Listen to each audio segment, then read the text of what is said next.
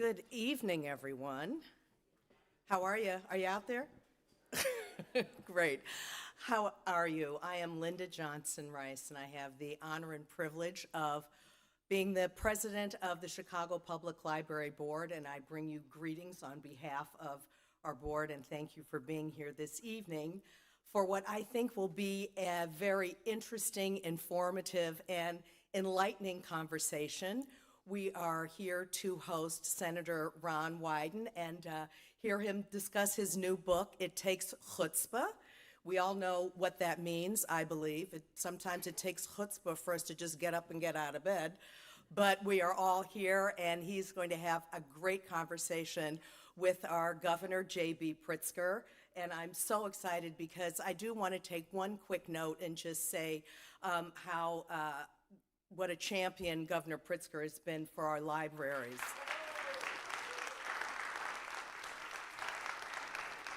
Yes, we need our champions, and JB is definitely, Governor Pritzker, has definitely been one of them. And I also want to thank our fantastic library staff. They are so dedicated and work so hard all the time to bring events like this to the public and to the forefront, and work so hard to reach all the people in the different communities. And then I want to thank you as our patrons, because our communities, our patrons, you are why we are here every single day working so hard to provide knowledge and information that the libraries have and will continue to have. Yes, indeed, continue. That's the most important thing. And so without further ado, that's enough speechifying from me. And so I'm going to turn it over to the library staff to continue our evening. Thank you so much. Enjoy, please.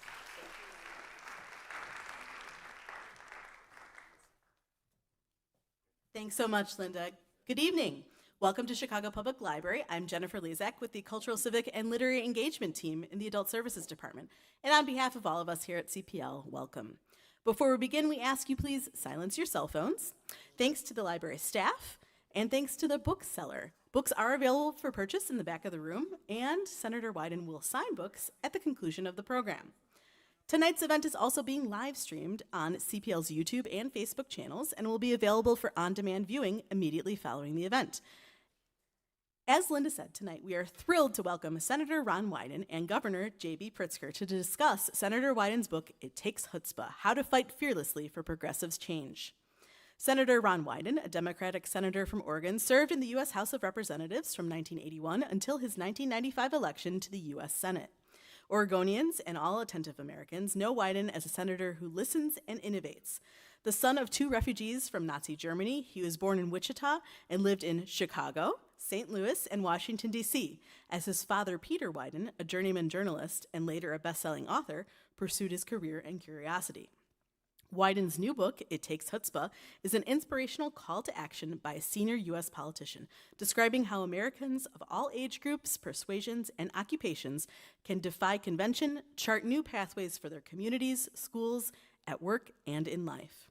Senator Wyden will be discussing his book with Illinois' own Governor J.B. Pritzker. Governor J.B. Pritzker is Illinois' 43rd governor, elected in 2018 and re-elected in 2022, with the highest vote share for any Democratic governor in more than 60 years. During his tenure, he has worked with the General Assembly to overcome years of fiscal mismanagement by balancing state budget every year, eliminated the state's multi-billion-dollar bill backlog, improving pension funding, and achieving 9 credit rating upgrades. He raised the minimum wage to a living wage and made historic investments to infrastructure.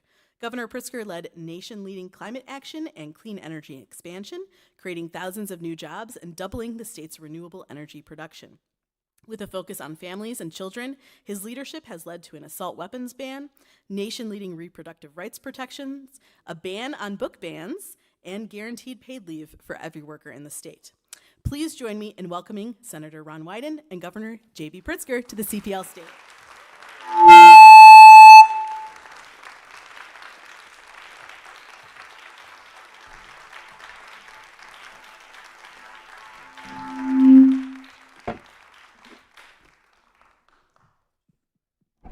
Hopefully I'm not causing that.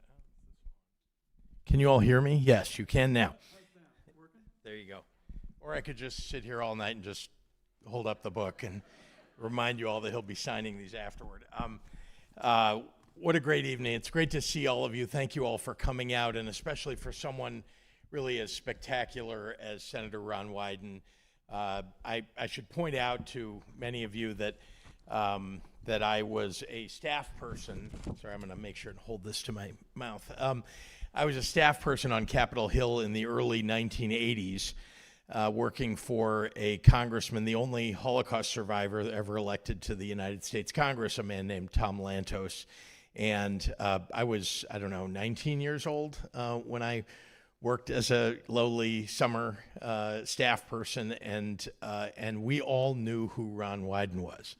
He had just been elected, I think, in the same year that Tom Lantos was elected, and importantly, he was like a young whippersnapper who had all the new ideas, the great ideas. And so if you were a young person and you were interested in public policy or politics, Ron Wyden was somebody that you paid a lot of attention to because he was making waves. What an inflationary introduction. I mean it, though. I'm a fan. You really have been somebody that so many of us have looked up to for many years. And before I get much further, I want to thank Jennifer Lezak and the staff here at the Chicago Public Library.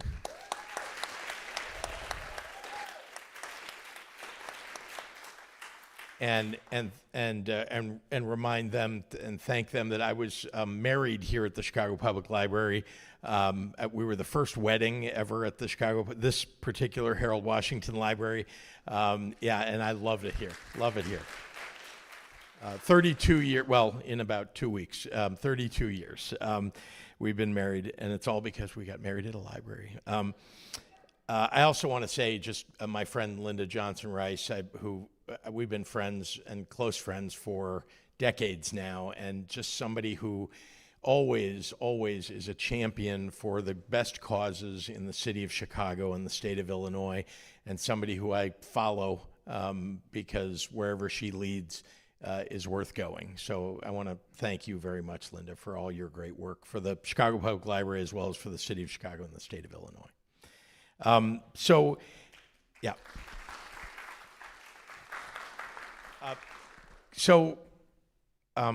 Senator, I want to start just by saying that not only are you now, a former congressperson, a United States senator, but now you're an author. And that this book is something, you had never written a book before. There are a lot of people who are famous and successful politicians who write, 1 or 2 books during the course of their lives, especially you've been talked about as somebody over the years who might have run for president or vice president or something else. And so people tend to write books sometimes when they do that. And you've not written a book before. And so here you are writing a book. You published a book. What made you want to write a book now? I think, JB, it goes to what you and I have always been about in terms of public service, and that's doing some serious hell raising. And the fact is, folks, you are very lucky to have the governor who really is speaking out now on issues, taking on these powerful interests, standing up for your freedom, and your governor is not ducking. So we are very glad to have a chance to be here, and I especially wanted to do this with you. My roots really were about 2 things that I wanted to make part of the book. The first was fighting for people who didn't have clout. My background is working with the Gray Panthers, the senior citizens group. Back in the day when I got going, you'd go to see a senior in their apartment, and they'd have 10 or 15 health insurance policies that sleazy agents had sold them that weren't worth the paper they were written on. And people could have used that money to have a better diet and pay their heat bill and stuff like that. And I said, this is what people in public service ought to be doing. And so we got some changes at the state level. I went to the House of Representatives. We finally got it changed, and it's still on the books today. But there's so much more to do in terms of fighting these big interests. Right before I left, I was working on something that I think is really outrageous, really unconscionable. It's an insurance practice called upcoding. Anybody ever heard of it? Upcoding means that the insurance companies say that you are sicker than you are so that they can rip off taxpayers. That's what upcoding's about. So I wanted to write this book to kind of mobilize people, both in and out of government or even in their school district, to take on powerful interests and do the kind of hell-raising that JB and I have made our career about. I also want to tell some stories. So it's not exactly an atomic secret that I wanted to play in the NBA. And I went to school on a basketball scholarship, went to Cal at Santa Barbara on a scholarship, but I got an offer from Gonzaga, which is a big basketball powerhouse if you follow, basketball. And I put it up on the wall because I was afraid people wouldn't believe that I got this scholarship offer from somebody really big time. They send a lot of players to the NBA. And people say, Ron, how come that basketball scholarship offer is up on your wall? And I say, well, if I had gone to Gonzaga, I would have sat on the bench more than I did at Cal. But I could have shown forever that a Jewish kid could play with the Jesuits. So, we want to have some fun with this book. We want to take on powerful interests. We want to have some fun. We want to tell some stories that will make people want to get involved. And my goodness, if ever there was a time to have people who wanted to shake up the system, who are going to fight for freedom, protect our values, this is it. I have to say, I'm so glad I don't know if you all have ever made a presentation before in front of a crowd and someone will raise their hand and ask a question. And, the definition of a good question is a question that you have the answer for. And the definition of a great question is a question you have a slide for. And so I almost have a slide for this next question because you just led me right into it, which is there's obviously a lot about who you are and what you've done in your career and in this book that is based on principles of being Jewish. And Judaism is an important part of who you are and what you have stood for. And I'd be interested just to have you talk a little bit about how that informed the book and also your career. My parents fled the Nazis in the 30s. Not all got out. We lost family at Kristallnacht and Theresienstadt. My dad was one of the famous Ritchie boys. And these are well-known writers. They were kids who got out of Germany and they wanted to be in our army so they could write the propaganda pamphlets to drop on the Nazis. And my mother was also in the military. And my mother is who I dedicated my book to because she was a very young woman, really in her teens, and she was in Berlin, and she felt that the men weren't taking Hitler seriously. They thought, well, Hitler's kind of a crank and a nut, but nothing serious. And she kept saying, you're wrong, you're wrong, you're wrong. And she mobilized all the families to get out, and some got out, in time, but she was a fighter for freedom. I mean, she was a wisp of a young woman, very small, very slender, and she was getting in the face of these men. And I wanted to say, not only was it possible for me to have watched her later in life speaking out for civil rights and being against the Vietnam War, but also the fact that she was able to flee and be safe told me how important freedom was. My dad used to say what they feared most was the knock on the door. The knock on the door late at night. It's one of the reasons why I'm fighting Doge right now in Washington, D.C. to protect your privacy. But I dedicated the book to my mom because she looks exactly like my daughter, Scarlett, who's 12. My wife owns the Strand bookstore in New York City. She's much more renowned than me. We have a beautiful 12-year-old redhead, And I wanted to dedicate the book to my mom, who fought for freedom in Germany, fought for freedom in terms of politics in the United States. And because of women like my mom, my 12-year-old daughter is not going to have to face authoritarians in our country on our watch. That's what we're here to do, to protect America against our young people having to leave.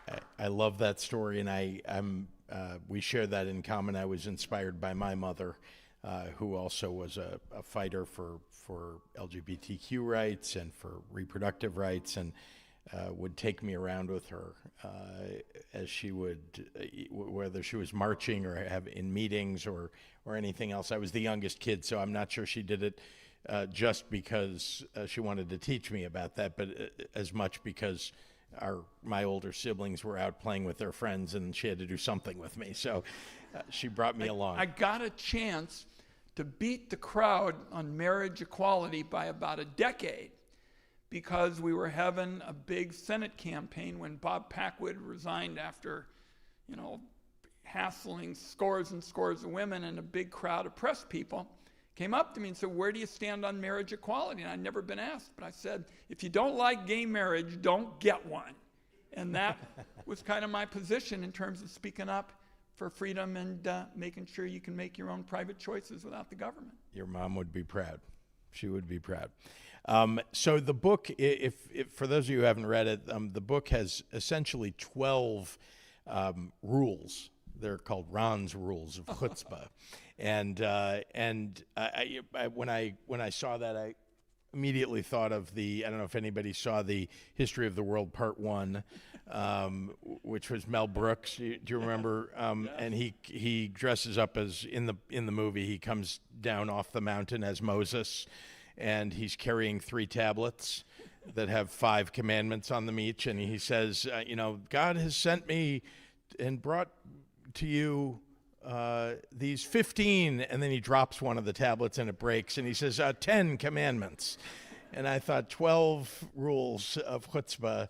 Were there always 12? I can never compete with Mel Brooks. I don't know. You're pretty entertaining. So I wanted to know really about what drove the 12 rules, and also why did you kind of form the book in that way, like 12 rules of chutzpah? I wanted to write a very different book. The governor said, well, everybody writes books. Yes, you can go look at a library and you can find stacks and stacks of books written by political people. And they usually have a couple of key sections. The first is, look at all the amazing things I have done for you. You should be very happy I did A, B, C, and D. And then they have the second section where they say in a very grave, almost serious tone, I'm being encouraged by many to run for president of the United States. Very ominous, And then they have a section where they say, but I've got to be there for my family. I can't do it. But by the way, you can contribute to the 27 presidential exploratory committees that I have. So I didn't want to write something like that. What I wanted to do was draw a link to this historic Jewish American trait of grit and determination. If you had a chance to look at it, we had a wonderful young man from Coos Bay, Oregon, who basically nobody thought had a future, and he told everybody to go to hell and became the face of distance running. His name's Steve Prefontaine. And I wanted to write a book that would give people a sense, and we didn't know who was going to be president, that there was some important work to do and you had to take on some powerful kind of interests. And then I thought, well, people are going to ask me how you go about doing it. And I said, well, try to lay out, a few basic kind of rules. Like number 1 is if you want to make change, you got to make noise, because otherwise you're going to get lost. And by the way, Donald Trump has made this harder for folks who are progressive and interested in the kinds of changes we've made. Donald Trump has, from the time we get up in the morning till the time we go to bed at night, pretty much made himself inescapable, literally. So we have to come out fighting for the kind of values that we're talking about here today and taking on, whether it's the insurance companies or the electric companies or these tax breaks and bureaucratic agencies sticking up for all this business as usual stuff. We've got to get at it, and that means you got to make some noise. But you don't sit in the majority in the Senate, right? Democrats don't, or in the House. And so, and I think all of us who have relied upon you and others to fight for us in Washington, D.C., and to fight against the interests that now control Washington, D.C., are powerless, really. I mean, in many ways. You can introduce legislation, you can I hardly ever disagree with JB. Okay. He is not powerless because he's doing a hell of a job for you. And I'm trying to pick up on those kinds of things. Tell a really quick story. You remember when Trump froze the spending right away, came out of the gate? Well, we've got a really good network of whistleblowers who are senior advocates and the like. And they told me that Trump had basically frozen the Medicaid portals. I bet you guys had that. It happened in Illinois, yep. And what happened was we started getting all these rumors that in a whole bunch of states you couldn't get access to the information about medicine, couldn't get access about nursing homes. These Trump people are really hostile to dealing with nursing homes. We can talk about that. But I heard it enough that I started asking people, well, don't you think we better do something? They said, well, Trump just says it's a technical glitch. And I said, I've been watching Trump too long. He doesn't have any technical glitches. He's trying to get away with a cutback in terms of seniors' health. So we put it up online about 6-7 hours later, and people started to say, I didn't hear about this, but the Gray Panther guy is talking about this. We better do something about it. 2 hours after that, the Trump people said, well, we're looking into this. Maybe there's been a mistake. 2 hours after that, it said, we really are going to have to fix it. 2 hours after that, they said, it'll be fixed by 8 o'clock tomorrow morning. Now, what's the moral of the story? This is not to hear Ron Wyden as a senior citizens guy in the Congress, but the advocates and the network of advocates that swung into action and changed that policy so that seniors could have access to the medicine information and could know about the nursing homes and stuff, really has already a feather in its hat, kind of a week or two into it. So I'm not going to tell you that this is everything we have to do. This is just an example of where citizens getting involved can already start putting some points on the board when you're talking about going up against Trump.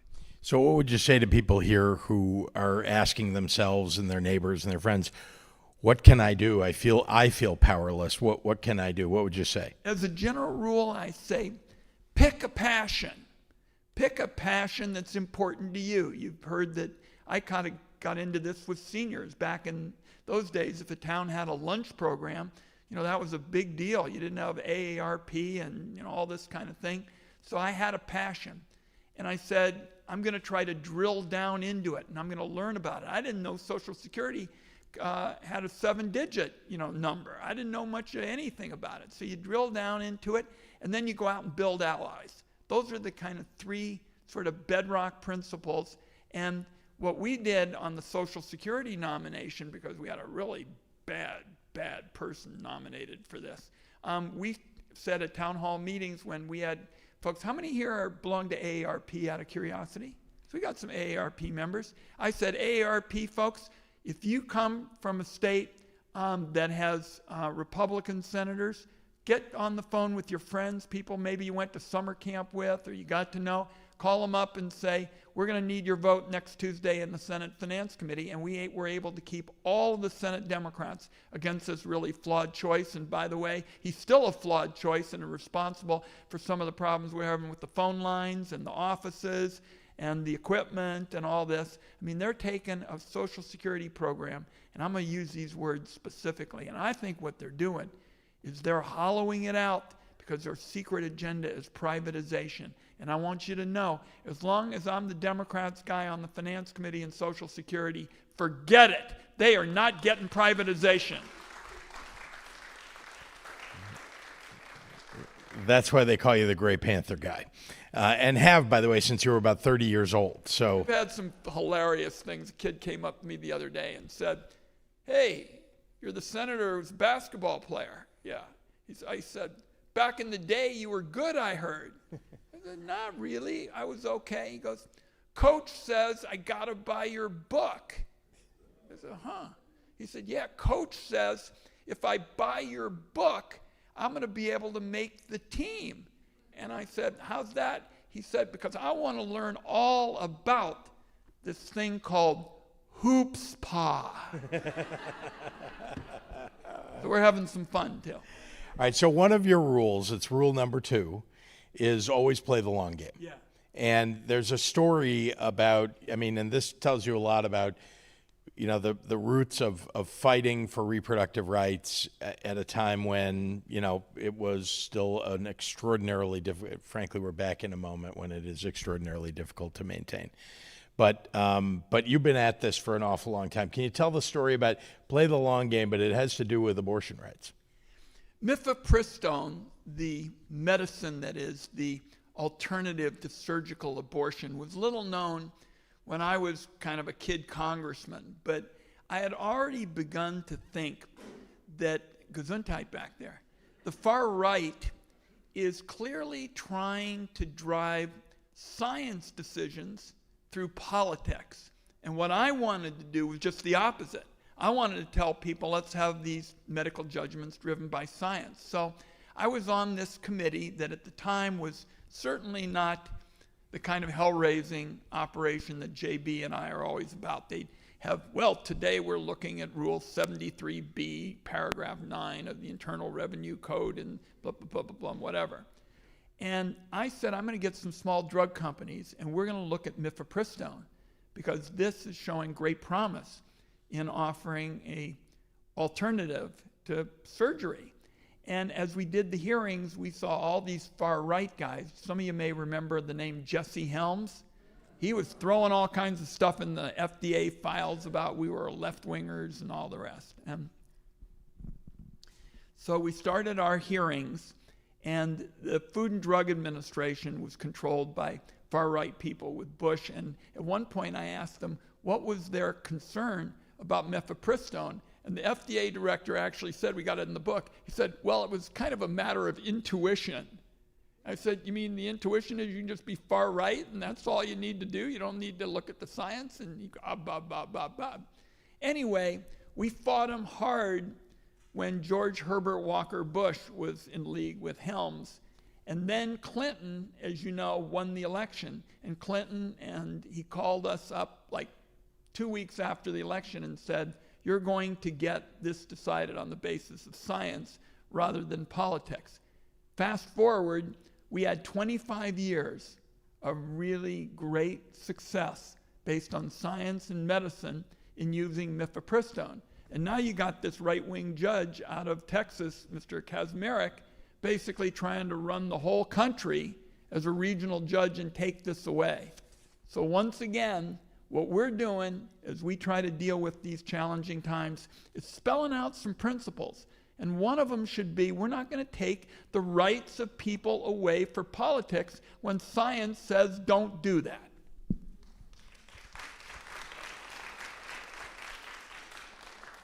Now, one of the rules that you highlight in your book is about, you know, the fact that you kind of have to shift sometimes between, you know, taking the path of starting good things, and sometimes you just have to work on stopping bad things from happening. We're doing a lot of that. And unfortunately, I think we're all living in that world now, stopping the bad things. But you've had to live both over your entire career, right? I mean, just from being in the majority to being in the minority, being chairman of a committee, being the ranking member of a committee is a big difference, right? Between being in the majority and being the minority.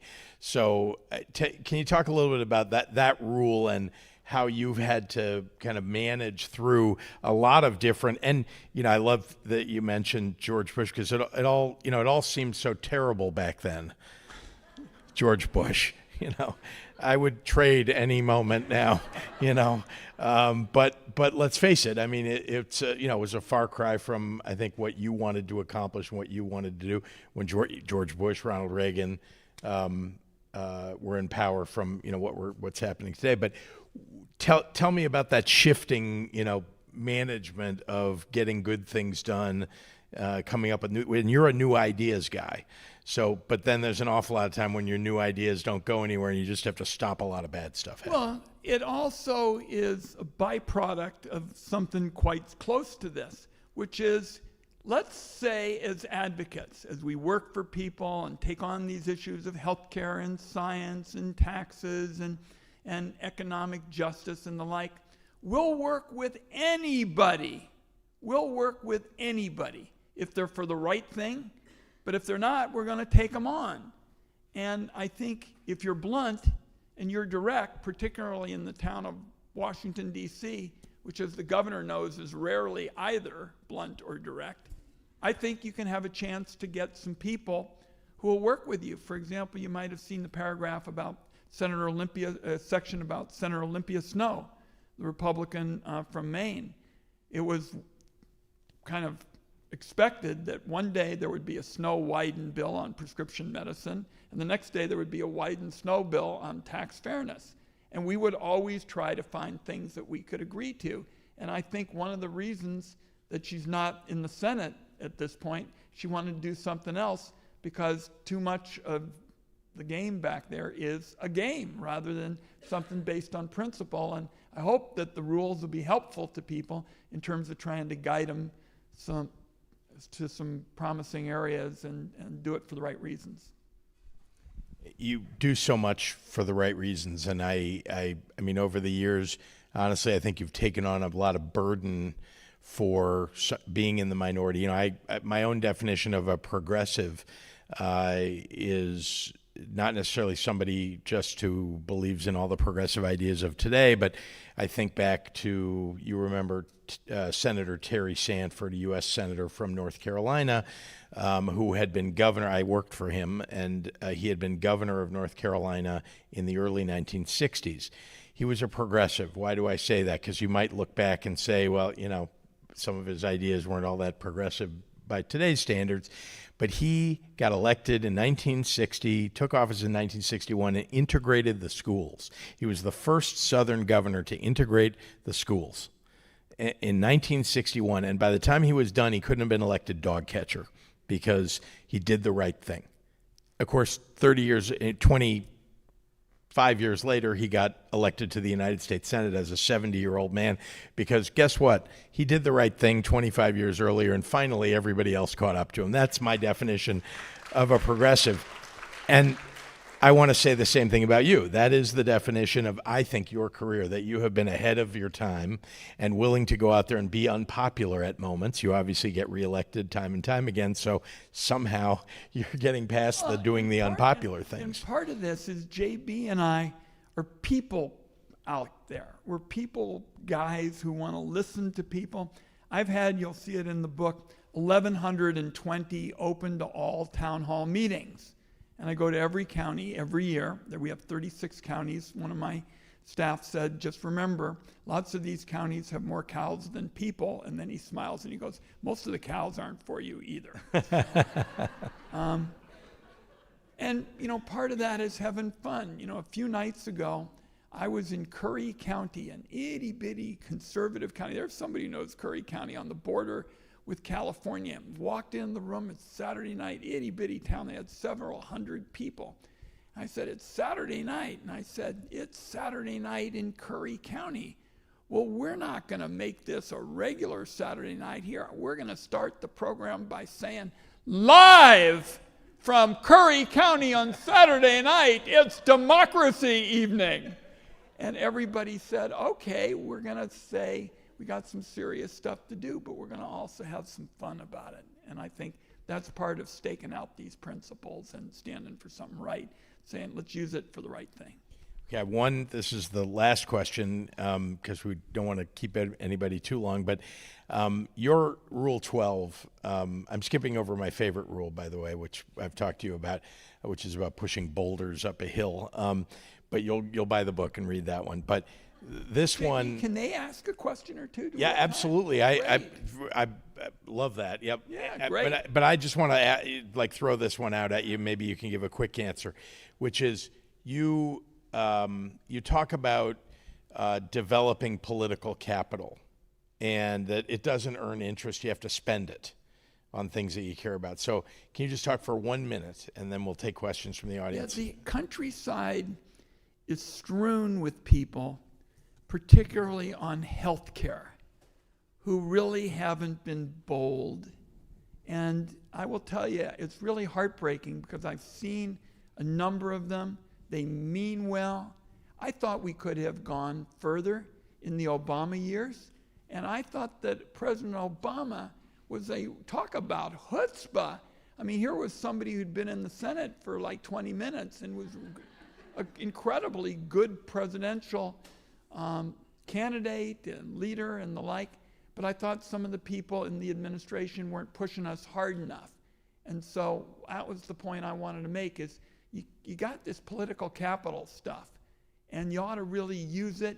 And particularly, I've mentioned it at the beginning, and maybe as we go to questions, you've got a governor who's using his political capital. I mean, he's saying there's certain principles and issues that really matter. I know there are going to be some people who aren't going to be happy, with me. I get that. I'm used to the same thing. But my dad used to say also, life is one run around the block. And don't hold your political capital. Don't sit on it. Try to be bold and be as outspoken as you can for change, and particularly right now.